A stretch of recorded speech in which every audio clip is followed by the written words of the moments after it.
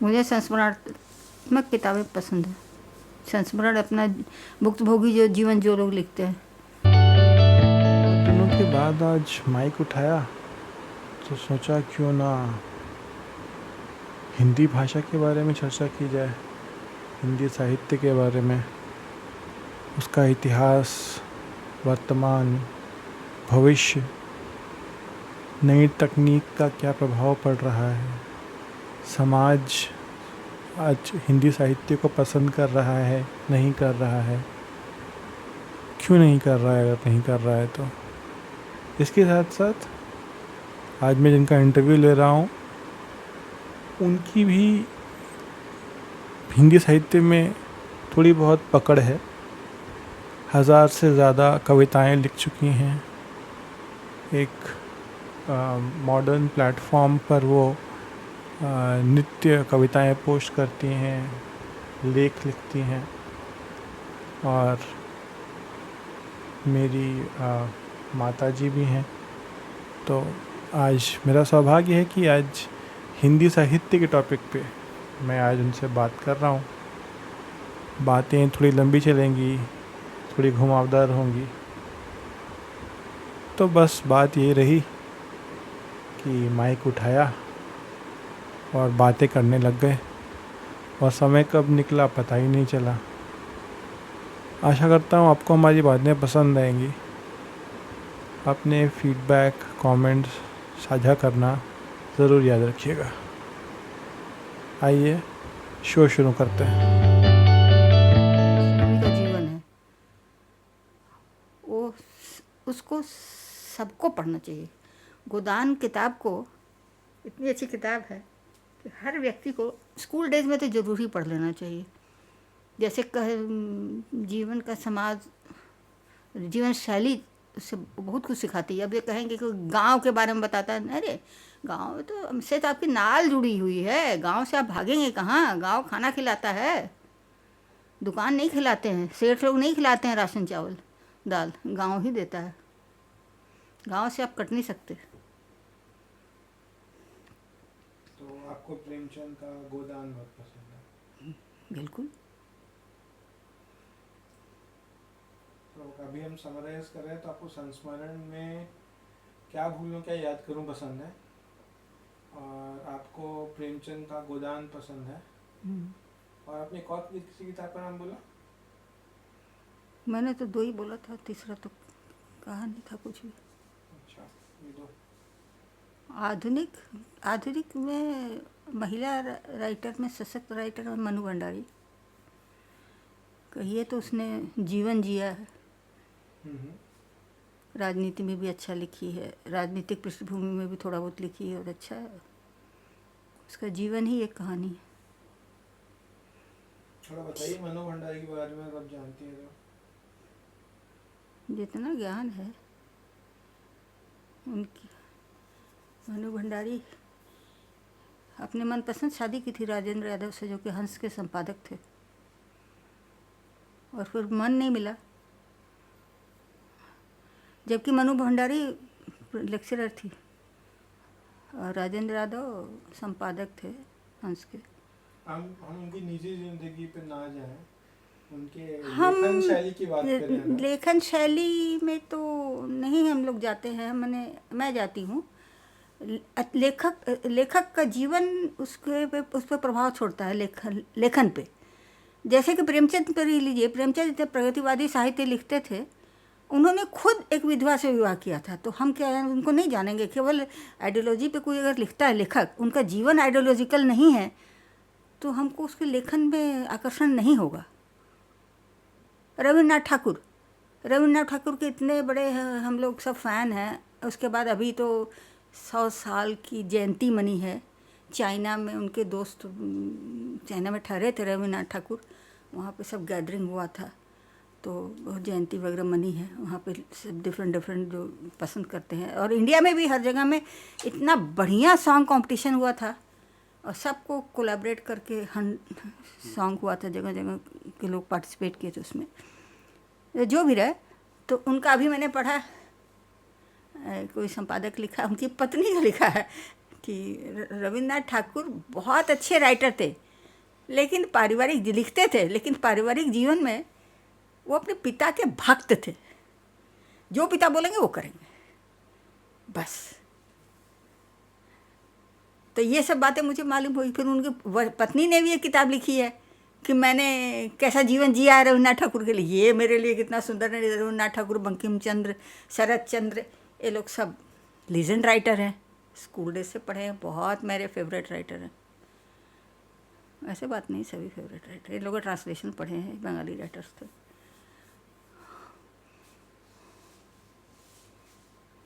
प्रेमचंद का पूरा 4 भाग मानसरोवर कहानियों का संग्रह, प्रेमचंद का तुलना नहीं है हिंदी साहित्य में, किसी से नहीं है। हिंदी साहित्य में प्रेमचंद के बराबर ऑफ कोर्स होना चाहिए, उठना चाहिए उतना।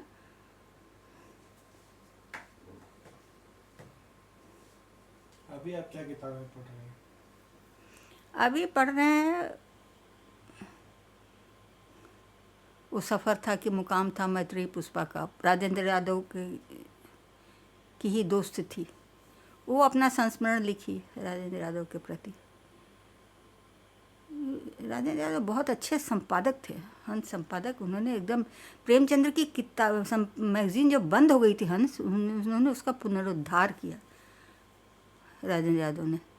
और जब वो गुजरे उसमें लिख के गए थे कि कौन कौन उसके मैंने कंट्रोल करेंगे। जैसे 4-5 राइटर्स का, संपादक का नाम लिखे थे, उनकी अपनी बेटी को भी सौंप के गए थे, तो उनकी बेटी भी संभालती है और बाकी सबके सहयोग से संभालती है वो। हंस की तुलना हिंदी मैगजीन में है ही नहीं। हिंदी में टिकी ही नहीं, हंस ही एक अकेली टिकी हुई है। इसका पूरा क्रेडिट राजेंद्र यादव को जाता है। मृतप्राय ख़त्म हो चुका था, डूब गया था, राजेंद्र यादव ने किया। तो राजेंद्र यादव की इच्छा थी कि लोग उन्हें राइटर के हिसाब से जाने। वो बहुत अच्छे लेखक थे, लेकिन इन्होंने इतना काम किया हंस को बनाने के लिए, इतना पुनरुद्धार किया, इतना लोगों को जोड़ा, साहित्यकारों को, नए साहित्यकारों को, महिला पुनरुद्धार को, महिला साहित्यकारों को इतना जोड़ा कि वो की इच्छा थी कि वो लेखक के रूप में जाने जाए, लेकिन लोग उन्हें हंस के संपादक के रूप में ज़्यादा जानते हैं। मैंने अपना विचार कहा, हो सकता है कि और लोग सहमत न हों मेरे विचार से। मेरा विचार है रचना यादव। इसके अलावा अगर कोई मॉडर्न जो प्लेटफॉर्म्स हैं ऑनलाइन इंटरनेट पे, वहाँ पे कोई हिंदी का उच्च कोटि का कंटेंट एक्सेस करना चाहे, पढ़ना चाहे, समय है ना, क्या एक तो नाम है, तो पता नहीं कौन से एक तो है, साइट है, उसमें सारा उत्कृष्ट साहित्य उसमें रहता है, पढ़ सकते हैं आप। इतना पढ़ेंगे कि मैं तो पढ़ ही नहीं पाती हूँ। मैं किताब ही पसंद करती हूँ कि हर समय लैपटॉप में चिपक के कहाँ पढूं। सारा उपन्यास, कहानी, सारा नए पुराने सब का भर्ती किया हुआ, याद नहीं आ रहा है नाम उसका। लेकिन किताबें पढ़ के क्या हुआ था कि अंडरलाइन कर सकते हैं, इम्पॉर्टेंट लाइन अंडरलाइन कर सकते हैं। थोड़ा पढ़े, 4 पन्ना पढ़े, बंद कर दिया। अब लैपटॉप में तो अंडरलाइन कोई नहीं करेगा ना, ये बहुत हेक्टिक लगता है। लोग, हो सकता है यंग जनरेशन को लगता होगा, लेकिन मुझे तो नहीं लगता। अब की तो सब लोग तो बच्चों को लौटा रहे हैं, किताबों के परिचित करा रहे हैं। सब डिफरेंट डेवलप्ड कंट्रीज वापस लौट रहे हैं किताबों की ओर। किताब बहुत ज़रूरी है, किताब का टच होना चाहिए, किताब के स्पर्श से फीलिंग होती है। ऑफ कोर्स लैपटॉप सुविधाजनक है, एक लैपटॉप में हज़ारों किताबें बंद है, और अब 10 किताब के लिए कितना रैक रखना पड़ेगा, 10 ही होता है। तो आप डिजिटल किताबें पढ़ती हैं? कविता पढ़ते हैं, क्योंकि थोड़े कविता में गागर में सागर रहता है। 5 लाइन की कविता पढ़ूंगी तो उसमें 50 लाइन का अर्थ है, तो ज़्यादा पढ़ने की ज़रूरत नहीं पड़ती, इसलिए डिजिटल कविता में हिसाब से अच्छा लगता है। तो कहाँ से आप खरीदते हैं डिजिटल साहित्य? किंडल से, अमेज़न किंडल जिंदाबाद। तो वो उसको पढ़ना और किताब के पढ़ने में क्या फ़र्क आपको महसूस होता है? कविता में तो लिखने में तो ठीक ही है, कविता में तो, कविता के लिए किंडल ठीक ही है। एक तो किताब घट जाता है, नहीं तो किताब और दोनों एक ही चीज़ है। किताब की यही खासियत है ना कविता के, उसको आप मार्क कर सकते हैं। अपना विचार उसमें लिख सकते हैं, साइड में कोट करके लिख सकते हैं, एक दो कंटेंट लिख सकते हैं, क्वेश्चन मार्क कर सकते हैं। उसमें क्या है, केवल पढ़ते हैं, सोचते हैं, सोचने के बाद फिर लिखने के लिए तो फिर अलग बटन, हाईलाइट करने का ऑप्शन वो झमेला लगता है उसे बहुत। पेंसिल उठाए, मार्क किए, लिख दिए, और वो उठाओ हाईलाइट को। ये फॉर यंग जनरेशन के लिए सुविधा ले खरीदते हैं क्योंकि थोड़ा सा चेंज तो अच्छा ही लगता है कि किंडल में भी पढ़ लें। और यहाँ पोइट्री मुझे किंडल में पढ़ना अच्छा लगता है, नॉट बैड। लेकिन स्टोरीज़ वगैरह में तो नहीं ठीक लगता, क्योंकि स्टोरीज़ में सबका सेइंग कभी कभी कोटेशन देना पड़ता है ना, उसको अंडरलाइन करके लिखे रहने से अपने को भले दोबारा ना पढ़ें, लेकिन अपने को अच्छा लगता है कि इट इज़ देयर। कभी लौटे तो उसको पढ़ सकते हैं, कोटेशन नहीं पढ़ेंगे ठीक है। हो सकता है ओल्ड बुक सेंटर में पहुंच जाएगी तो जिसके पास पहुंचेगा हो सकता है वो कोटेशन उसके काम आ जाए, अंडरलाइन कोटेशन। तो आपने भी आपकी कविता भी कभी छपी थी बहुत पहले किसी? हाँ, कॉलेज डेज में शादी से पहले छपी थी। ये कौन सा साल होगा? 71-2 में छपी थी। नहीं, लगभग आपने 50 साल की जर्नी देखी, की यात्रा देखी है, 71 से 2024 तक। तो साहित्य बनाना, छापना कैसे बदला है? ऑफ कोर्स अभी तो मॉडर्न वेबसाइट्स, ब्लॉग्स आ गए हैं, इंटरनेट आ गया है। उससे पहले किताबें छापी जाती थी। तो क्या आपने, अगर आप इस पूरी यात्रा को देखें, या आपने जो देखा है हिंदी साहित्य भारत में खासकर, तो हिंदी साहित्य और आधुनिक तकनीक या आधुनिक प्रणाली में क्या हिंदी साहित्य सामंजस्य बना पाया है, या पिछड़ गया है, या अंग्रेजी का दबाव बढ़ गया है? आपके हिसाब से क्या बदलाव हुए? जहाँ तक मुझे ज्ञान है, हिंदी साहित्य एक प्रकार से छपना डिटोरेट हो चुका है। मैगजीन बंद हो चुकी है, धर्मयुग मैगजीन बंद, एकदम धर्मयुग एकदम उच्च कोटि की मैगजीन थी, सारिका उच्च कोटि की मैगजीन थी, और कादम्बनी बहुत अच्छी मैगजीन थी, सब बंद हो गई। मैं कह रही हूँ ना, सारी हिंदी मैगजीन बंद हो गई, केवल एक तो ये जो हंस ही है वही बची है, चल रही है। और लेखक तो चेष्टा कर रहे हैं, संपादक लोग जो है ना, प्रकाशक लोग अपने हिसाब से बहुत चेष्टा कर रहे हैं कि बचाने का। और सबसे बड़ा काम अभी कर रहे हैं वो लोग ट्रांसलेशन छापने का, विभिन्न भाषाओं का ट्रांसलेशन छापने का। साउथ में इतना बढ़िया साहित्य है, वो साउथ के लेखक नॉर्थ के लेखक को नहीं पहचान पाते हैं, नॉर्थ के लेखक वहाँ के साहित्य को नहीं पढ़ सकते हैं।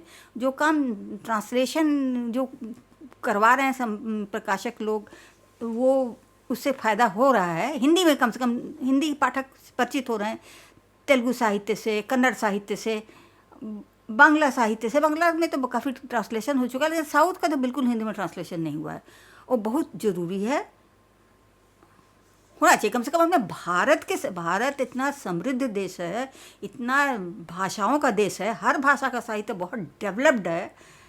तो अपने जहाँ महाराष्ट्र में रहे, महाराष्ट्र का ही साहित्य डेवलप्ड है, इतना ज़्यादा डेवलप्ड है। तो सब हिंदी में ट्रांसलेशन होने से तो लोग पढ़ेंगे ना, एक दूसरे को पहचानेंगे। अभी सब प्रकाशक कष्ट कर रहे हैं, परिश्रम कर रहे हैं, लेकिन कितनों तक पहुँचेगा वो किताब? कौन खरीदेगा किताब जब इतना जॉब घट रही है? जगह रखने के लिए, किताब रखने के लिए जगह नहीं है। जहाँ फ्लैट कल्चर है वहाँ कितना किताब रखेंगे? इसीलिए कंप्यूटर का स्पर्श, कंप्यूटर के अंदर में किताब जा रही हैं, और किताबों के लिए जगह घट रही है। लाइब्रेरी नहीं है, अच्छे साहित्य नहीं है।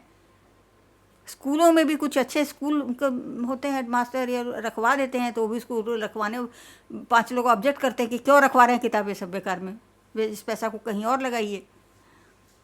अरे साहित्य एक पॉइंट साहित्य समाज का दर्पण है, दूसरा पॉइंट साहित्य ही बचा सकता है। ये जो मशीनीकरण का जो युग हो रहा है ना, जितने दुनिया भर का अपराध हो रहा है, ज़्यादा एम्बिशन हो रहा है, उसको साहित्य ही इसको करुणा जगा सकता, मोल्ड कर सकता। प्रेम बहुत ज़रूरी है, प्रेम बहुत जीत सकता है। किसी को मार पीट करके हम अपने बात नहीं मनवा सकते, प्रेम से जीत सकते। हृदय जीती है, हृदय परिवर्तन होता है। इतना धर्म हिंदू, ठीक है, हिंदू में कुछ मैंने कठोरता थी, कुछ था, रिजिडिटी थी, तो बुद्ध धर्म निकला ना, उसको परिमार्जन हुआ, जैन धर्म परिमार्जन हुआ, तो मतलब प्रेम से जीता जाएगा ना। और फिर वो ज़माना चला गया, तलवार उठाते थे। अभी ज़रा सा मन नहीं मिलेगा तो अभी दुनिया परमाणु हथियार, ये सब सब क्या है? प्रेम से बड़ा हथियार कोई नहीं है। प्रेम से दुनिया जीती जा सकती है।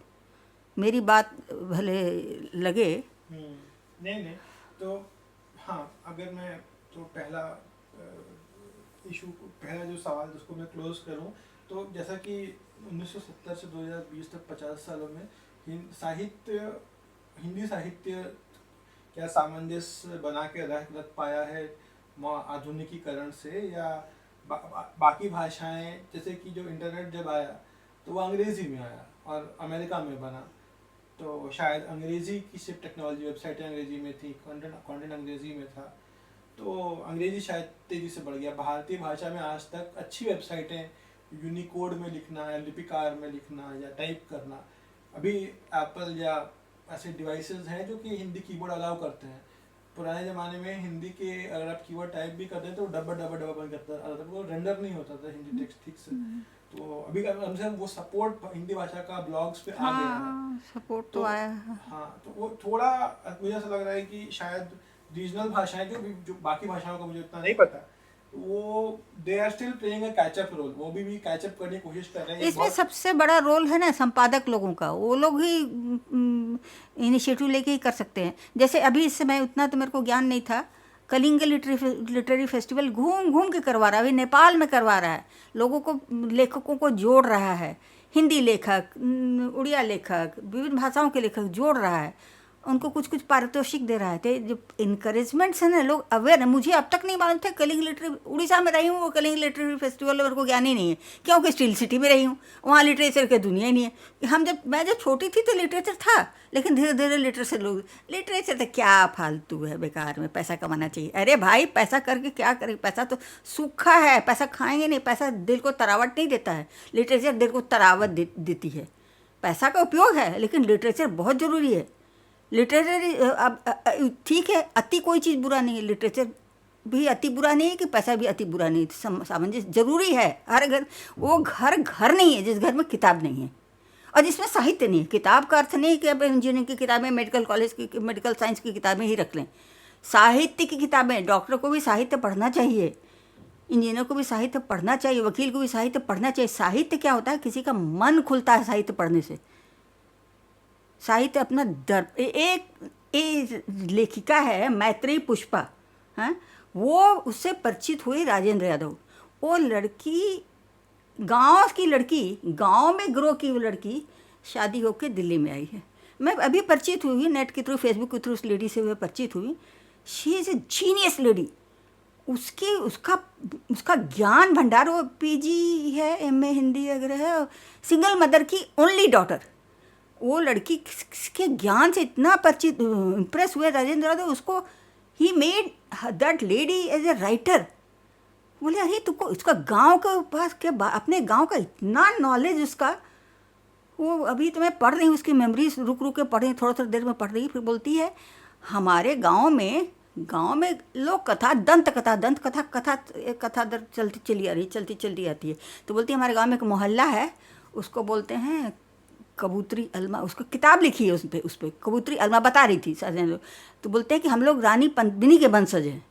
तो रानी पद्मिनी जौहर नहीं की थी, मुगलों को से बच्चे को दिखाने के लिए कि हम लोग सब मर गए, सारे महल की तरफ आग लगा दी और सब बच के सब महिलाओं के साथ निकल गई, हम उनके वंशज हैं। ये तो मेरे को नया ज्ञान हुआ।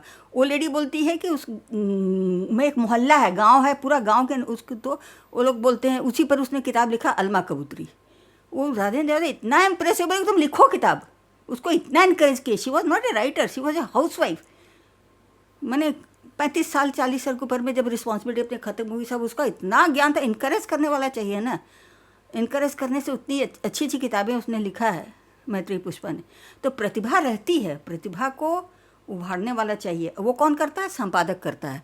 संपादक जब इनकरेज करता है तो लिखता। एक तो होता है कि सोता आदत होती लिखने की, कुछ लोग की जिसकी आदत नहीं होती, उसमें ज्ञान है लेकिन उससे है अपना जीवन अपने दैनिक जीवन में जी रहे हैं। जैसे कि मैंने सुना है कि पढ़े थे कभी मैं पढ़ी थी कभी कि लव कुश के वंशज है, बंजारे हैं, अभी भी वंशज कहाँ सब रह रहे हैं वंशज।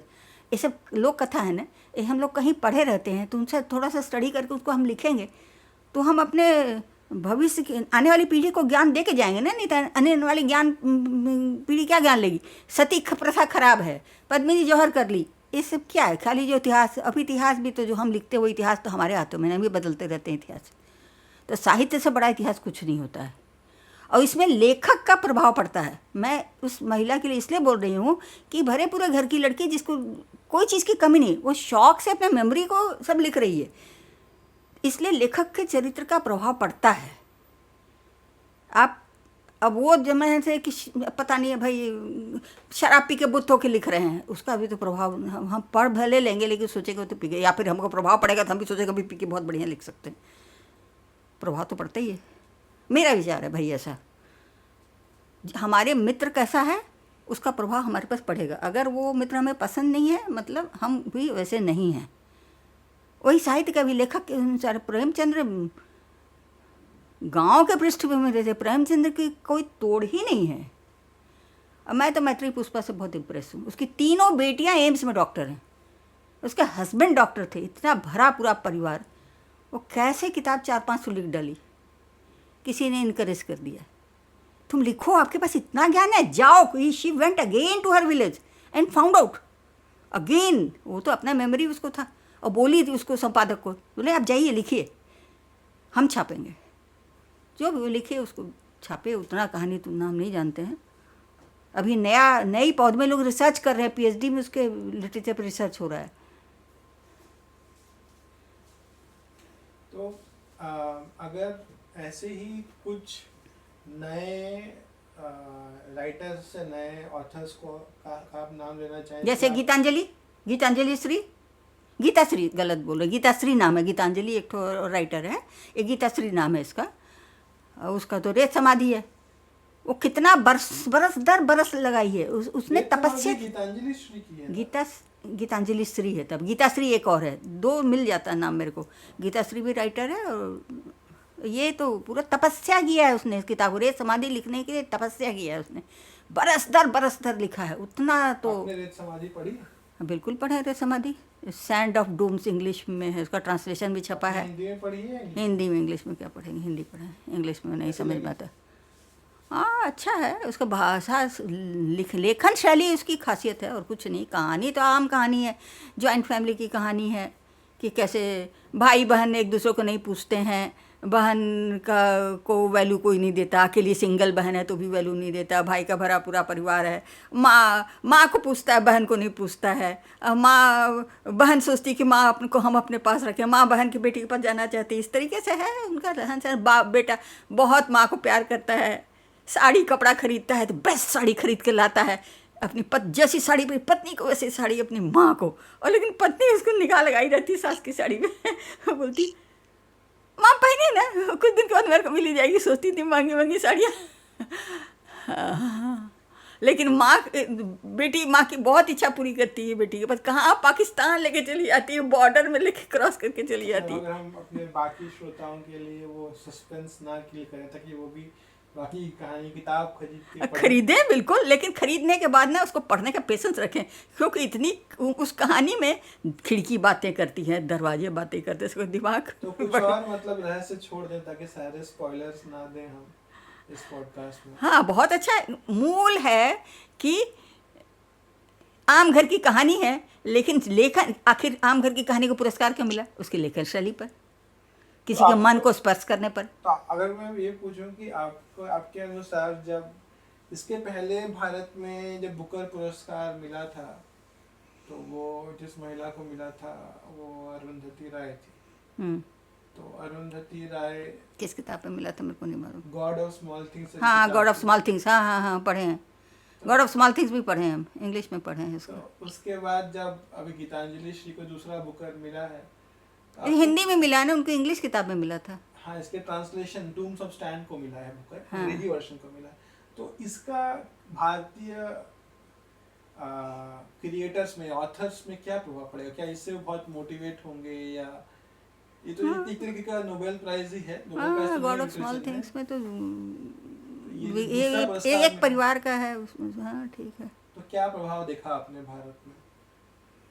हाँ तपस्या है, लेखन एक तपस्या है। जितना तपस्या जिसके अंदर करने की ताब है वही लिख सकता है। क्या अभी आपको लग रहा है कि ज़्यादा लोग लिख रहे हैं? लिख तो बहुत रहे हैं, लेकिन वैसा लेखन आसान नहीं है। नहीं लिख रहे पा रहे हैं, नहीं लिख पा रहे हैं, लिख रहे हैं, ऐसा बात नहीं है, लिख रहे हैं। और छप भी रहा है, छाप रहा है क्या, इंटरनेट अपना सब अपना अपना एक ग्रुप बना लिए, उसके अनुसार से वेबसाइट बना रहे हैं, सब बना के छाप रहे हैं। और बोलते हैं कहते हैं कि तू मेरी खुजा मैं तेरी खुजा, तू मेरा छाप हम तेरा प्रशंसा करेंगे, तू मेरा छाप हम तेरी प्रशंसा करेंगे। सब एक दूसरे को कमेंट करते हैं। लीजेंड पीपल के नीचे एक भी कमेंट नहीं आता है। जनरल लोगों के पीछे बराबर जाता है कमेंट फेसबुक में। हाँ ठीक है, परिचितों का दौड़ है। मैंने उत्कृष्ट साहित्य में तो नहीं होता है। अभी ट्रांसलेशन पर ध्यान दे, हिंदी तो भी बहुत है। कम से कम विभिन्न भाषा को तो लाएं। जैसे कि हिंदी फिल्म तो डूब ही गई, उसी तरह से हिंदी साहित्य तो डूब ही रहा है, उसको बचाया जाए। कम से कम विभिन्न ट्रांसलेशन के भी तो हम हिंदी साहित्य को डेवलप कर सकते हैं, दूसरा कल्चर को तो ला सकते हैं ना। लेकिन अगर हिंदी साहित्य के जो जानकार हैं या इसके जो रूढ़िवादी हैं, जो सोचते हैं कि हिंदी साहित्य की परिभाषा नहीं, है। हिंदी बहता जल निर्मला है। कोई भी भाषा, हिंदी के अंदर सबको एडजस्ट करने की क्षमता रखती है, सब भाषा के लैंग्वेज को लेती है अपने साथ, मेरा हिसाब से कहना है। मैं उसमें कोई पदाधिकारी नहीं हूँ कि मैं जो कह रही हूँ सही है। मैं तो एक आम नागरिक के हिसाब से बात कर रही हूँ, कि एक पाठक के हिसाब से बात कर रही हूँ, एक पाठिका हूँ। पढ़ना मुझे पसंद है, पढ़ना मेरी हॉबी है, पढ़ना मुझे पसंद है। और फिर हिंदी साहित्य पसंद है क्योंकि मदर टंग हिंदी है, आसान होता पढ़ना है। आज जब कॉलेज डेज में उड़िया किताब भी पढ़ लेती थी, विभूति नारायण राय की किताब भी पढ़ लिया था मैंने, और कितनी किताबें पढ़ी थी, और भूल भी गई। ट्रांसलेशन भी करना चाहती थी, मैं परमिशन भी ले ली थी उनसे, मैं आपका ट्रांसलेट करना चाहती हूँ। हाँ हाँ कीजिए ट्रांसलेट, 4 पन्ना ट्रांसलेट के शादी भी आओगे, अपना घर संभालो, कौन सा ट्रांसलेशन कर रहा है। अच्छा, तो अगर आज कोई नवयुवक या नवयुवती या कोई भी जो लिखने या लेखन शुरू करना चाहता है, क्योंकि आपने काफ़ी वर्ष लिखा है और लिखती हैं आप, तो आपका उनको क्या सलाह रहेगा जो लिखना शुरू करना लिखिए, डेली लिखना चाहिए। बस मेरे को तो इतना मालूम है, मैं तो नहीं लिख पाती हूँ, कभी कभी लिखती हूँ, लेकिन डेली लिखना चाहिए। ये तो है, डेली लिखना चाहिए। कुछ भी आए, जो भी आए, लिखिए। लिखना एक तो आदत होनी चाहिए, है ना। और अब ये बोलेंगे कि हमारे दिमाग में विचार नहीं आ रहा, अरे संस्मरण लिख रही है ना, संस्मरण के लिए विचार जरूरत नहीं है ना। बाहर में को जो घटना घटी उसी को लिख डालिए, 1 घंटा बैठिए। और ये तो खासियत अभी मैं देखती हूँ कि कुछ लोग हैं जो कि अपना काम निपटा के रात 11 से बैठते हैं, 3 बजे तक अपना रूम बंद ऐसे लिखते हैं, और यहाँ का मोबाइल तक बाहर रख देते हैं कि कोई उसको कॉल ही ना करे, ऐसे करके लिखते हैं। चेष्टा कर रहे हैं सब, लेकिन उस तरह से डिवोटी नहीं है ना। फणीश्वरनाथ रेणु निराला जैसे तो नहीं है ना। निराला का तो जीवन ही ख़त्म हो गया पूरा, उनके पत्नी मर गई, बेटी मर गई, खाली फक्कड़ साहित्यकार। निराला तो मेरे फेवरेट राइटर है, पोएट है, फक्कड़। तो निराला के बारे में मैं पढ़ी थी, महादेवी वर्मा निराला दोनों भाई बहन बोलते थे। राखी के दिन पहुँचे महादेवी, रिक्शा से पहुँचे महादेवी वर्मा के घर में, महादेवी वर्मा से 5 रुपये देना, तो पैसा नहीं है, रिक्शा वाले को देना है, तांगे वाले को देना है, तांगे वाले बोलते थे उस समय में। तो 5 रुपया दिया, 2 रुपया तक तांगे वाले, तो और रुपया 3 रुपया अधिक के लिए, अरे तुम्हारा राखी बांधोगे तुमको देना है ना। ये स्थिति थी उस समय के लेखक, और इतने दिग्गज लेखक। वैसा लेखक तो अभी बनना चाहिए, मैं नहीं कह सकती बन नहीं सकते हैं, ऐसा बनना चाहिए ना। ऐसे जीवन जिएंगे ना तब ना रचना निकलेगी। जीवन जीना बहुत त्याग मांगता, तपस्या, कोई भी चीज़। लोग बोलते हैं साइंटिस्ट लोग रिसर्च करते बहुत जीवन लगा रिसर्च कष्ट से, तो लेखन भी वैसे कष्ट करेंगे तभी लेखन होगा। ऐसे नहीं होगा कि डे टू डे रूटीन कर लेंगे, अपना सब चीज़ में भी पक्के रहेंगे, वो लिख भी लेंगे, वैसा नहीं होता है लेखन के लिए। बहुत ही मैं पाठिका नहीं हूँ, मूलतः मैं पाठिका हूँ। मैं लेखकों के जीवन पढ़ती हूँ, कैसे लेखक लिखते हैं, और मैं लेखक बनना चाहती थी, और मैं कैसे बने हैं, और कैसे लेखक, कैसी ज़िंदगी उनकी रही है, कैसे रचना लिखे हैं, और उनको कहाँ तक पहुँचे हैं, कैसा जीवन जिए हैं, वो सब मैं देखती हूँ आजकल। उतना ऊंचाई में तो पहुँची नहीं, इतना साल बीत गया, तो मैं तो बहुत ऊंचाई में पहुँच सकी होती अगर लगातार मेरा रहता, और या मुझे जैसे संपर्क मिला होता, जो इनकरेज किया होता, तो मैं लिख पाती शायद। मेरे में प्रतिभा देखा होता शायद कोई वैसा नहीं मिला। आपने एक इम्पोर्टेंट पॉइंट बिंदु को टच किया कि पैसे कमाने की बात कि पैसे होने चाहिए, तांगे की बात की आपने। मॉडर्न या आज के युग में अगर कोई लिखना चाहे और ये भी चाहे कि उसे उसका जीविकोपार्जन भी चलता रहे, क्योंकि लिखने से शायद लेखन से जीविकोपार्जन नहीं, कभी लेखन शुड बी हॉबी। आज के ज़माने में लेखन को हॉबी बना के ही जिएंगे, नहीं तो लेखन पैसा नहीं देगा आपको। और द मोमेंट आप सोचेंगे लेखन लिख करके हम पैसा कमा लेंगे, तो आप अच्छा साहित्य नहीं लिख पाएंगे, कि लेखन से पैसा नहीं मिलता। लेखन शुड बी हॉबी। बट लेकिन काफ़ी लोग जो फाइन आर्ट्स में पढ़ाई करते हैं या बैचलर ऑफ आर्ट्स करते हैं या फिर जो जर्नलिज्म पढ़ते हैं और लिखते हैं। हाँ, जर्नलिज्म तो रिपोर्ट है, जर्नलिज्म में लेखन थोड़े ना है, हम तो रिपोर्ट है। साहित्य की बात कर रही हूँ मैं, साहित्य। जो लिटरेचर करते हैं, लिटरेचर में पढ़ाई करते हैं, उनको भी आप कह रहे हैं कि लिखने नहीं, में वो पैसा नहीं मिलेगा। नहीं, लिटरेचर में क्या पढ़ाई करते हैं वो लोग? सीधे लिटरेचर लिखने वाले जनरली एमए पीएचडी किए रहते हैं। पीएचडी करने के बाद फिर साहित्य से अटैच हो जाते हैं। समाज का दर्पण है, समाज को, किसी एक कैरेक्टर को देखते हैं, उसका जीवन को देखते हैं, उसके जीवन को वो जीवन उनके अंदर उतर जाता है, तब वो लिखते हैं। इसीलिए ना लेखक, तो अभी मेरे को नाम नहीं आ रहा, लेखक ने कभी नहीं पॉश एरिया में नहीं रहना चाहता। लेखक एकदम कमज़ोर एरिया में रखना चाहता है, जहाँ उनसे चरित्र बिखरे हैं, उनके जीवन को लिखता है वो। लेखक अपने मन से चरित्र बनाता नहीं है, उनके लिए व्यक्ति ही चरित्र है। और वो जो पॉश एरिया में बैठ के लिखता है वो लेखक नहीं है। पॉश घर में बड़े जगह में रह रहा है, उसको कहाँ से प्रतिभा मिलता है, कैरेक्टर मिलता है, कहाँ से वो सोचता है? तो जो कहते हैं कि बिना दर्द के हाँ, सुर नहीं निकलता। हाँ, दर्द, किसी का कष्ट आप महसूस करेंगे। भिखारी भीख मांग रही है और उसका कष्ट आप महसूस नहीं करेंगे, तो बैठ के कल्पना में भिखारी भीख मांग रही है तो कष्ट हुआ होगा, ऐसे तो नहीं होता है ना। भिखारी से आप बात करेंगे, भिखारी का क्या कष्ट है महसूस करेंगे, तब ना आप लिख पाएंगे, उससे द्रवित होंगे कष्ट से। वो भिखारी आपका मन जीतेगी, आप भिखारी का मन जीतेंगे। अभी तो मैं पढ़ रही हूँ कि एक ओल्ड पढ़ रही थी न्यूज़ में, नाम तो याद नहीं रहता है, वो लेडी को, ओल्ड पीपल होम है, डाइंग पीपल वहाँ रहते हैं, और वो लेडी दर्जे वैली में पढ़ रही थी मैं। वो लेडी परमिशन लेकर के सब जो अंतिम मृत्यु के अंतिम स्थल में है उनसे के पूछती है, मेमोरी को रिकॉर्ड करती है, फिर उसको लिखती है, लिख करके उसको प्रिंट आउट निकालती है। प्रिंट आउट निकाल के एक प्रिंट देती है उनकी ऑर्गेनाइजेशन को, एक प्रिंट देती है उनके परिचितों को।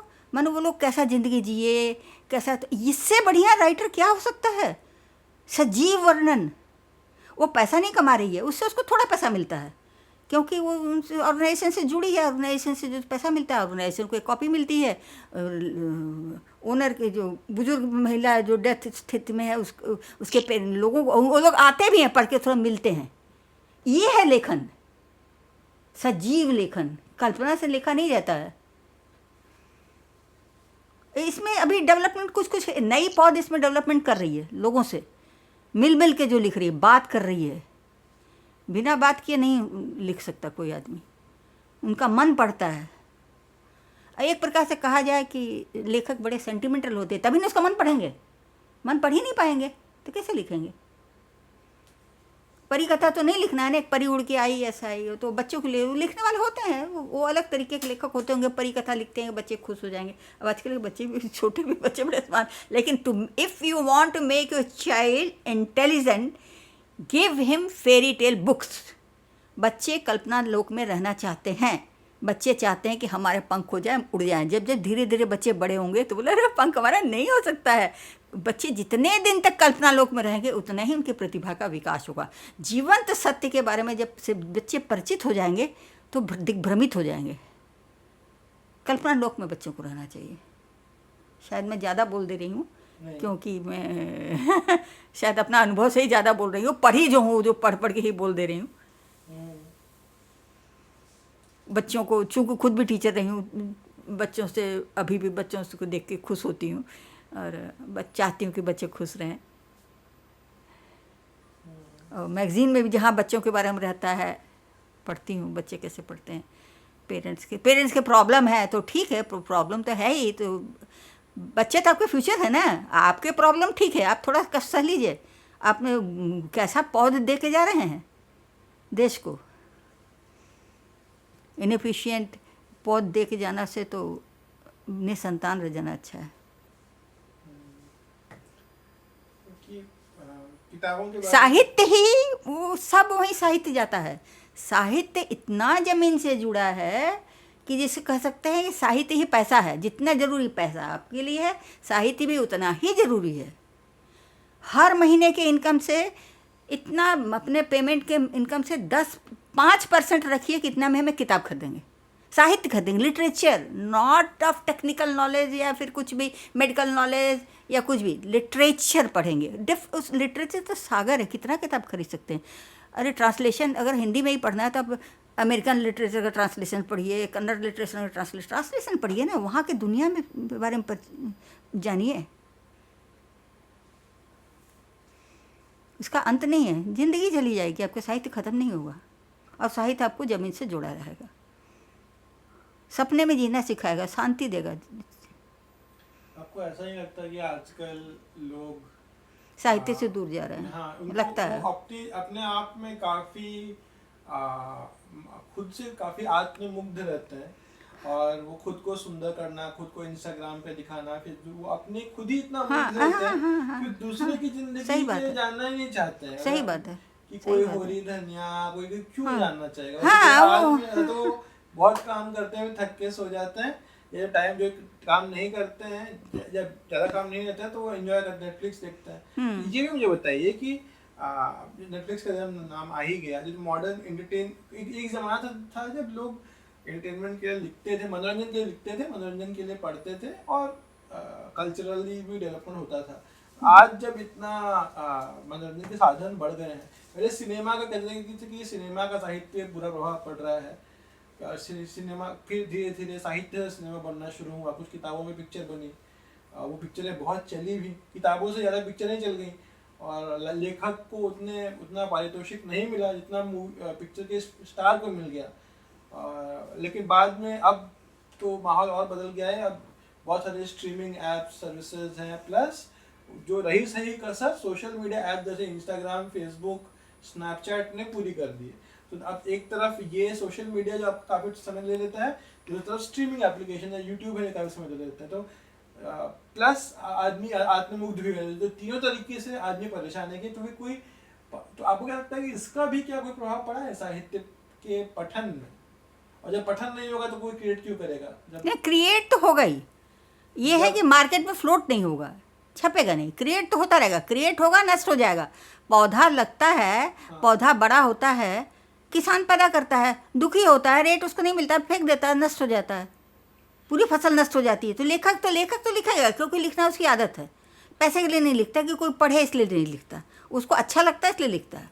अब वो उसको पैसा दे, उसका प्रचार, लोग पहचाने उसको, तो वो तो उसका प्लस पॉइंट है। क्योंकि नेटफ्लिक्स के एसईओ का एक कथन बड़ा फेमस है कि हमारी लड़ाई अमेज़न प्राइम या किसी और से नहीं है, हमारी लड़ाई इंसान की नींद से। वो चाहते हैं कि कम सोएं, ज़्यादा से ज़्यादा समय नेटफ्लिक्स देखें।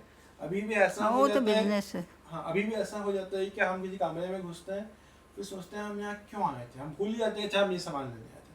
तो अगर कोई किताब पढ़ता भी है तो पुराने ज़माने में शायद बहुत समय था जब, और जो कोई काम नहीं कर रहा था तो पूरा पढ़ सकता है। अभी कोई ये 2 पन्ना पढ़ेगा, फिर अगले दिन फिर जो तीसरा पन्ना पढ़ने आएगा तो भूल चुका रहेगा। नहीं, याद रहेगा उसके किताब में इतना सम्मोह ना खींच के लाएगा, तो डिस्ट्रैक्शन के कारण भूल ही जाएगा कि 2-1 दिन नहीं, किताब अपने बैग में रखा रहेगा। जो जुनूनी पाठक होते हैं ना, वही है ना कि अब वो लोग तो फोन रखते हैं हाथ में, और बैग में किताब भी रखे रहेंगे, जुनूनी है तो फोन के अंदर, वो फोन जरूरत के लिए रखा जाता है, किताब फोन में घुसे रहते हैं। नहीं, तो वो तो उनका इसका भी एक कारण है। बचपन में आपने बच्चों को किताब नहीं दिया, उस आँख खोली थी, किताब नहीं देखी, घर किताबों से भरा नहीं है, उसके घर में बाप दादा ना चाचा नाई सारे रिश्तेदार किताब में नहीं डूबे हैं। जब देखेंगे कि हमारे सब लोग किताब पढ़ रहे हैं तो हमको भी पढ़ना चाहिए। उसके घर में वो लोग किताब पढ़ते हैं, मम्मी उसके पास वो किताब है, हमको भी किताब चाहिए। क्या करेगा किताब लेके? अरे भाई मुझे चाहिए। तो माँ बाप को उपहार में किताब देना चाहिए कि उपहार बच्चों के जब कल्चर आएगा वो अलग चीज़ है कि बड़ा होने के बाद बच्चा अगर किताब नहीं पढ़ता है मतलब वो अपने माँ बाप के से विमुख है, वो उनके अंदर अप्रिसिएशन नहीं है, माँ बाप गलत थे, किताब क्या है, किताब हमको क्या दिया, ऐसा मन में आता है। उसमें वो पैसा का होड़, सुख शांति का ओढ़ वो भूल जाते हैं। माँ बाप कितना कष्ट सह के हमको बड़ा किए और उसके बावजूद भी हम किताब को हमसे लव एंड अफेक्शन कराए तो हम वो नहीं चाहते हैं कि माँ बाप वाला कष्ट हमको मिले, और उस कष्ट को दूर करने के लिए किताब का ही कर्टेल करते हैं। किताब से क्या फ़ायदा मन में आता है, ये भूल जाते हैं। इतना फास्ट दुनिया है, इतना। और सबसे बड़ी चीज़ टीवी का तो है, ये नेटफ्लिक्स का एक तो टाइम होना चाहिए, इसके बाद टीवी ऑन ही नहीं करना चाहिए नेटफ्लिक्स। अगर नेटफ्लिक्स फोन पे देखते हैं, हाँ तो फोन पे नेट पे फोन में भी रात 10 बजे के बाद हम नहीं देखेंगे नेटफ्लिक्स। हाँ ठीक है, इसलिए एक्सीडेंट करते हैं, सेल्फी लेते हैं, सेल्फी एक्सीडेंट होता रहता है। तब उसके लिए तो अपना सेल्फ कंट्रोल नहीं है सबका। जब ज़्यादा सुविधा भोगी हो जाता है आदमी, सेल्फ कंट्रोल खत्म हो जाता है। जब आदमी को अपने कैरेक्टर को कंट्रोल करना चाहिए, काम मुझे नहीं करना है, नहीं करूँगा मैं, नहीं करूँगी मैं, तो नहीं करूँगी मैं, तो वो हर जगह कंट्रोल दिखेगा। तभी ना, मैं तो आश्चर्य कि तो ट्रेन आती, ट्रेन के सामने खड़े सेल्फी की, ट्रेन काट दी, ये तो गजब है। ऊपर से ब्रिज के ऊपर से खड़े गिर गए ब्रिज में सेल्फी, ये क्या नशा है, इतना सेंस नहीं है।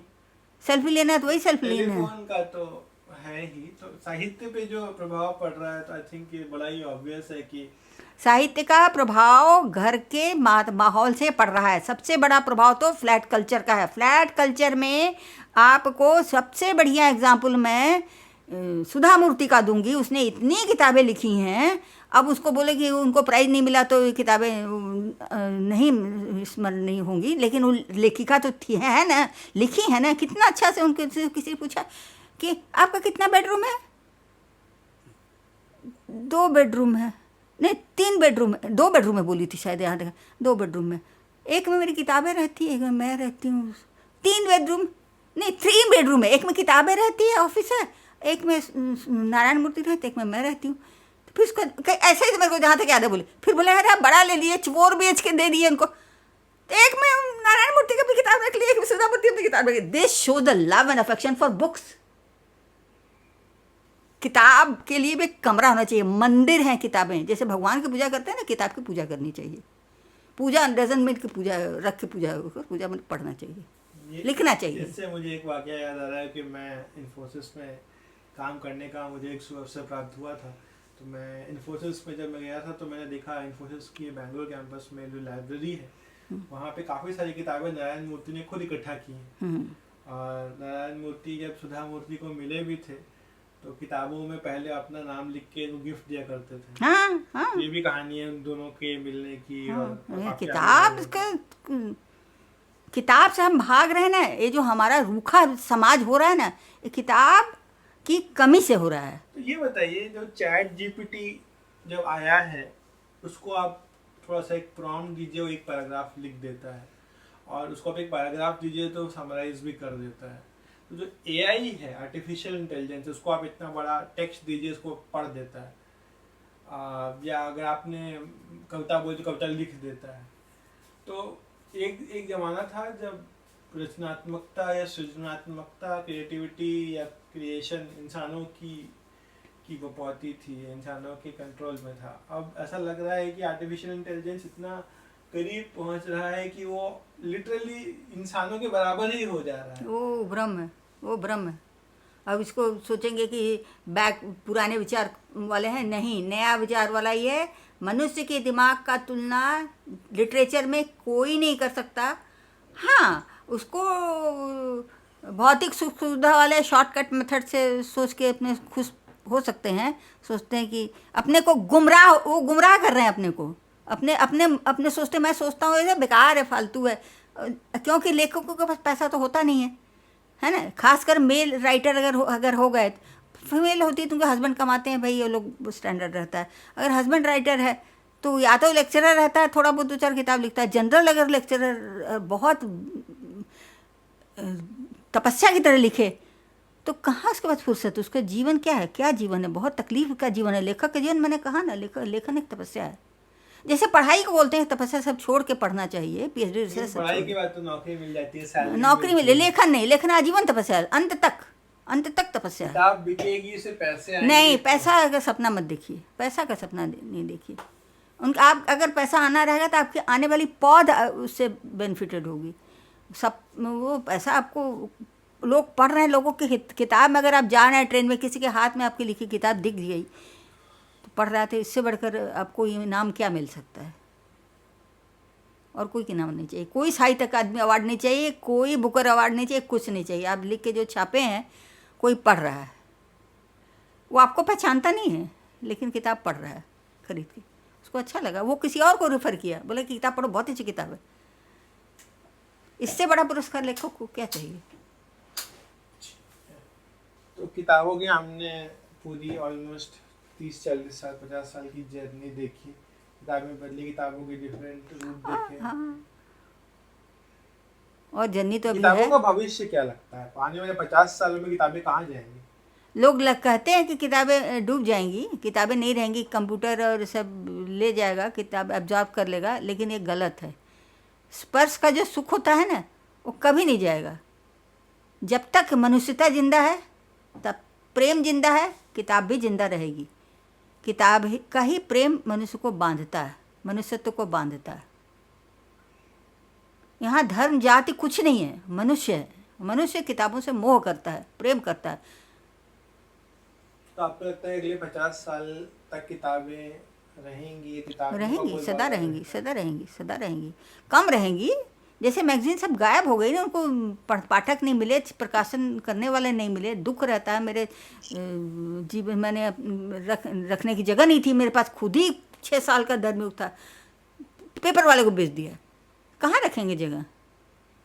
उसी तरीके से, और फिर उसका छपा भी नहीं, तो उसी तरीके से तो बिजनेस है ना। बिजनेस, कलिंग लिटरेरी फेस्टिवल जो चलता है, ये तो कोई बिजनेस मैन ही उसको ऑर्गेनाइज करता होगा ना, तभी ना इतना जगह जगह जगह जगह चल रहा है, लेखकों को जोड़ रहा है, लेखकों को पुरस्कार दे रहा है, लेखकों को बुला रहा है। कोई सपोर्ट सिस्टम से चलता है ना, ऐसे तो नहीं चलता है। हिंदी साहित्य का क्या भविष्य देखते हैं?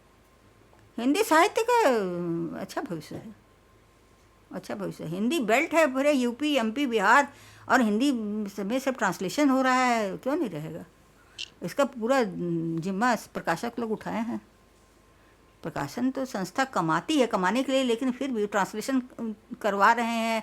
किसी को बोल रहे हैं आप प्रकाशन ट्रांसलेशन कीजिए, हम छापेंगे, तो जो ट्रांसलेशन कर रहा है उसको भी तो पैसा मिल ही रहा है ना। ट्रांसलेशन तो ओरिजिनल नहीं होता, ट्रांसलेट कर रहे हैं, ट्रांसलेट कर रहे हैं, उसको पैसा मिल रहा है।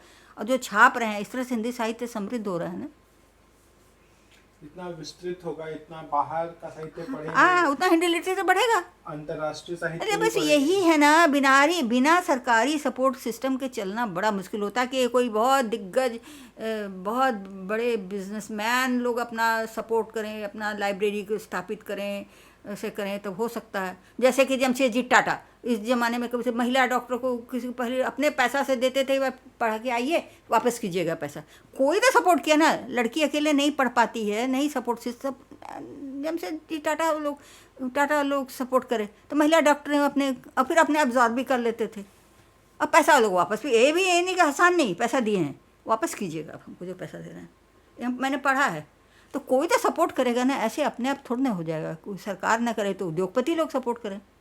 तो जब आप बता रही हैं सरकार का सपोर्ट किसी भाषा के प्रति, तो मेरे दिमाग में 1-2 नाम आ रहे हैं, जैसे कि दौर्जे जो है जर्मन सीखने की किताबें बाई पोस्ट भेजता था मेरे पास, आई थी किताबें। आप ये किताबें लीजिए, अच्छा हाई क्वालिटी पढ़ने का मटेरियल दिया था, और कुछ स्टिकर्स भी दिए थे, जो सुंदर सुंदर स्टिकर्स थे। आप जर्मन भाषा सीखिए, और जर्मन, और रेडियो में हर दिन प्रोग्राम आता था, आज हम किताब का पृष्ठ नंबर ये पढ़ेंगे, ऐसे पढ़ेंगे, मतलब अच्छा जर्मन ऐसे बोला जाता है। अभी भी होना चाहिए, टीवी में होना चाहिए ना, तो वीडियो देख करके आगे थे, रेडियो ऑडियो था, अभी तो जैसे हिंदी भाषा को दूसरे देशों में प्रचार प्रसार करते करने के लिए होंगे, जरूर सरकार को करते करना होंगे। चाहिए। हाँ, या फिर मुझे NHK वर्ल्ड रेडियो जापान का आता है, तो ध्यान, ये जापान में जापानीज सिखाना रेडियो के थ्रू, वो पूरा किस जमाने की बात है, मोबाइल तो भूल जाइए, टेलीविजन। फेसबुक ने बहुत बड़ा प्रयोग किया है, फेसबुक ने लेखकों को बहुत जोड़ा है, परिचित कराया है। लोग फेसबुक के दुश्मन हैं, फेसबुक को ठीक है फॉर मैंने अपर क्लास हायर क्लास जो लोग, वो लोग के लिए नहीं, लेकिन हिंदी के लिए तो मुझे महसूस हुआ है कि लेखकों को जोड़ा है। वहाँ लेखक और पाठक, उस लेखक का हम देखते हैं, ये लेखक का लाइफस्टाइल ऐसा है, इसने ये किताब लिखा है, इस किताब को मुझे खरीदना है, मुझे पढ़ना है। वो फेसबुक के माध्यम से परिचय हो रहा है, नहीं तो मुझे कौन बताएगा वो किताब कौन सी पढ़नी चाहिए, कौन बताएगा। फेसबुक में लेखक खुद हैं बैठे हुए, फेसबुक में खुद ही बोल रहे हैं, ये नहीं कि प्रचार हो रहा है, खुद बोल रहे हैं। वो रिसर्च कर रहा है, मेरी इस किताब पे रिसर्च हो रहा है, पीएचडी स्कॉलर उनके घर जा रहे हैं, आपके इस विचार पर, इस पर हम लोग रिसर्च कर रहे हैं, मिल रहे हैं लेखकों के से। तो ये सब कैसे मालूम हो रहा है, फेसबुक से मालूम हो रहा है। अनजाने में फेसबुक मुझे लगता है कि हिंदी साहित्य को तो बड़ा बेहतर कर रहा है। सोशल नेटवर्क, सोशल नेटवर्किंग अच्छा नेटवर्क बना रहा है। हाँ हाँ, फेसबुक बहुत अच्छा है। फेसबुक के लोग और सब गलत पॉइंट से कुछ भी रहे, क्या है मेरे को नहीं मालूम, बहुत से लोग फेसबुक अकाउंट नहीं रखते हैं, बहुत लोग रखते हैं, मैंने शायद 10% ही रखे हैं फेसबुक। लेकिन मुझे हिंदी पॉइंट से तो मेरे को बहुत अच्छा लग गया, हिंदी को जोड़ा है। कितने परिचितों का परिवार, उनका परिवार देखते हैं, उनका घर का फोटो देखते हैं, उनके बच्चों को देखते हैं, कि कितना इम्प्रेस होते हैं लेखक का, वो लेखक ऐसा है, वो लेखक कैसा है, वो लेखक कैसा है, कितना अच्छा लगता है। अब वो ज़माना चला गया जब लेखक फणीश्वरनाथ रेणु थे, गांव में रहते थे, कितना कष्ट से रहते थे। निराला कितने, महादेवी वर्मा कितना कष्ट से रहती थी, खैर वो तो प्रिंसिपल थी, लेकिन फिर भी सब कितने कष्ट से रहते थे। ये सब अच्छा घर है, परिश्रम कर रहे हैं। इतना कष्ट है तो कोई इस विधा में आए ही क्यों? शौक है, लेकिन शौक है, इट इज़ ए हॉबी, जैसे पेंटिंग हॉबी है ना, लिखना अभी तो हॉबी है। मुझे वो थोड़ा वाइल्ड लाइफ फोटोग्राफी जैसा लग रहा है। हाँ। ये लोग जंगल में घूमते रहते हैं कि जानवर का फोटो लेंगे, हाँ। वो photo geographic, national geographic magazine में छपेगी तो पैसे मिलते हैं। हाँ। यहाँ पे तो पैसे भी नहीं मिलते। नहीं तो यहाँ पे हाँ नहीं मिलेंगे, नहीं मिलेंगे, मैंने कहा ना शौक है। जंगल आदमी भटक हाँ रहा हाँ, है, यहाँ भी कैमरा भटकते हैं लेकर। लोग, घूमते रहते हैं सब ऐसे लोग। बट यहाँ पे कोई फटाक से पैसे नहीं मिल जाते, पैसा नहीं मिलेगा। अब पर किसी, अब जब निकलेंगे सुबह, आप निकलेंगे ट्राम में जाएंगे, चलते जाएंगे। अभी मैंने एक किताब उसका प्रचार पढ़ा, क्या तो नाम तो याद नहीं रहा, मेट्रो यात्रा के 365 ऐसे कुछ दिन का, हर दिन का यात्रा का मेमोरी लिखा है एक किताब। दैट इज़ रियल बुक, भोगा है ना, दैट इज़ रियल बुक, इसमें कल्पना नहीं कर रहा है। तो उसी तरह से जब आप जा रहे हैं, सड़क में जा रहे हैं, सब रियल देख रहे हैं, उसको आप लिख रहे हैं। ये चीज़ नया हो रहा है, ये शहर पैदा कर रहा है। तो लिटरेचर नहीं जाएगा, कहीं नहीं जाएगा, बस पाठक घट रहे हैं, पाठक के पास सामान्य, पाठक के पास मोह घट रहा है, क्योंकि अटेंशन स्पैन घट रहा है, याददाश्त घट रही है। नहीं याददाश्त, डिस्ट्रैक्शंस बढ़ रहा है। डिस्ट्रैक्शन कुछ नहीं, मन सेंट्रलाइज नहीं हो रहा है, आत्मानुशासन की कमी हो रही है। आत्मानुशासन यहाँ पे है, डिस्ट्रैक्शन कैसे हटेगा? आत्मानुशासन में डिस्ट्रैक्शन कैसे होगा? कैसे नहीं होगा, जरूर होगा। Love and respect, this plays important role for the family. और वहाँ ही पर साहित्य काम करता है, घर के बुजुर्ग का बहुत बड़ा रोल होता है, और वो साहित्य लिखता है। ऐसा किया था तो उसका ऐसा फल हुआ, वो उसने ऐसा किया था उसका ये फल हुआ। हम तो सबके जीवन में नहीं झांकते हैं ना, साहित्य झकाता है, हर घर में झांकता है साहित्य। एक किताब में एक घर झांकते हैं, एक किताब में एक घर झांकते हैं, हर घर के अंदर आपको ले जाता है साहित्य, देश में ले जाता है, दुनिया में ले जाता है, दर्शन कराता है। ठीक है, तो आज फिर कभी हाँ दूसरा भाग भी कभी ऐसे बोलूँगी तो कितना याद आता जाएगा। अभी फेसबुक के माध्यम से कितने लोग मिले हैं कि वो कैसे कहाँ गए, कैसे अपने पिता की सेवा किए, कैसे कैंसर से ट्रीटमेंट, सब उसको मैं लिख रही हूँ उसकी किताब में, कैसे ट्रीटमेंट कराएंगे उसको पढ़ेंगे तो हम भी, हमारा भी मनोरंजन नहीं, हमारा भी मनोबल, हम भी ऐसा काम कर सकते हैं, अपना संस्मरण लिख रहे हैं। हर व्यक्ति का हर व्यक्ति एक किताब है, हर घर एक किताब है। किताबों की कमी है, पाठकों की कमी है, और रुचि लेने की कमी।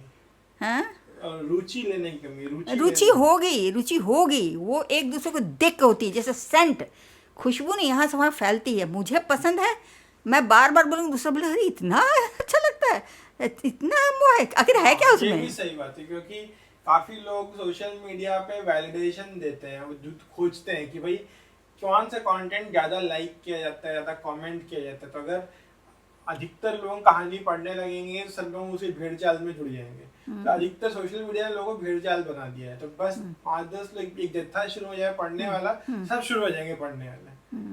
तो अपनी ओरिजिनलिटी बहुत कम लोगों के पास बची है, सब भेड़ चाल में। एक दूसरे को देख के तो सीखेंगे, फिर खुद ही जज कर लेगा भाई ये अच्छा है, उसने ठीक बोला था, इसने गलत बोला था, ये कुछ नहीं बोला लेकिन ये चीज़ बहुत अच्छी है, इसका कोई प्रचार नहीं लेकिन बहुत अच्छी, मैं पढ़ा, जानते हैं तुम इस किताब, ये किताब बहुत अच्छी है, मैंने पढ़ा है, इसका कोई जिक्र नहीं करता लेकिन आप पढ़ के देखो, हाँ, तो वो दूसरों को बोलेगा। एक टेलीफोन गेम जैसे छोटे बच्चे खेलते हैं ना, वैसे एक दूसरे से क्रॉस होगा। किताब उपहार देना सीखिए, मूल मंत्र जैसे कहते हैं ना कि हर साल मैं या हर महीना में एक मोटो लूँगा लाइफ का, इस महीना में ये काम करूँगा, इस महीना में मैं किसी को अगर उपहार दूंगा तो किताबें ही उपहार दूंगा, इस महीना में किसी को उपहार दूंगा तो मैं पौधा उपहार दूंगा। पौधा अगर उपहार देते हैं तो एक जीव ग्रो करता है। सामान उपहार पेन यूज़ कर फेंक देता है ना पौधा। पेन यूज ही करता है, हाँ, फोन यूज करता नहीं ऐसा नहीं बात है, पेन सबके पर्स में रहता है, फोन है, लेकिन इस्तेमाल नहीं सूख जाता रखे रखे। यूज़ करते हैं, ऐसा बात नहीं है। ऐसे बोलते रहेंगे तो रात भर मैं बोलती जाऊंगी, क्योंकि इस किताबों में सम्मोहन है मुझे, किताबें मुझे बहुत सम्मोहित करती हैं।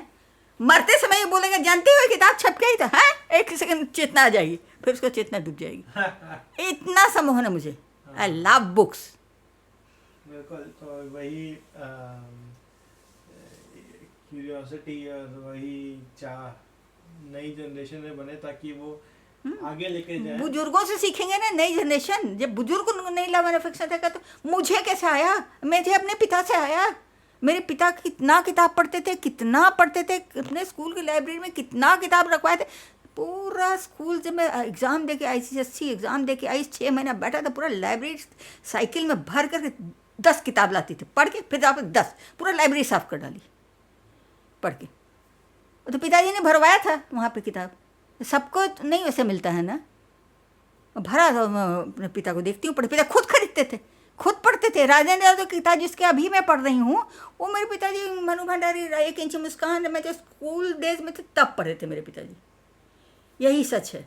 तो वो पेरेंट्स का आता है, पेरेंट्स से बच्चों में आता है, और बच्चों में तब नहीं आएगा जब बच्चों के मन में पेरेंट्स के प्रति रेस्पेक्ट नहीं होगा। मैंने पिता ने गलत किया पढ़ के, जब आएगा तो वो बच्चा नहीं पढ़ेगा। यहाँ कहते हैं लव एंड रेस्पेक्ट सब ब्रीड करता है। तो बच्चों को दोष नहीं देना चाहिए साहित्य के प्रति, माहौल तो होता ही है, बच्चे खुद सीखते हैं अपने से, बुजुर्ग से। बुजुर्ग कहते नहीं तुम पढ़ो, माहौल पैदा करते हैं, माहौल में ग्रो करता है। तो आशा करते हैं कि ऐसा माहौल बने, हाँ, और लोग अधिक किताबें पढ़े। हाँ, किताबों पर जो चर्चा रही इसको आज हम यहीं पे विराम देते हैं। अगले बार के लिए धन्यवाद। धन्यवाद।